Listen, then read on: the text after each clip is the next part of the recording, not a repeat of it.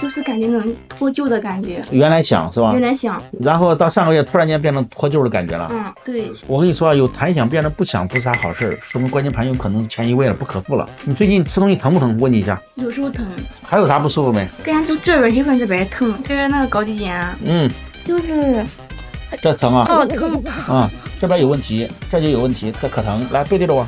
腰疼吗？平时？有时候疼。有时候疼，这儿疼吗？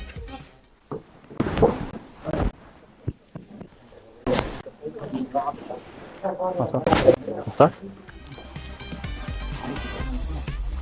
，3、2、1。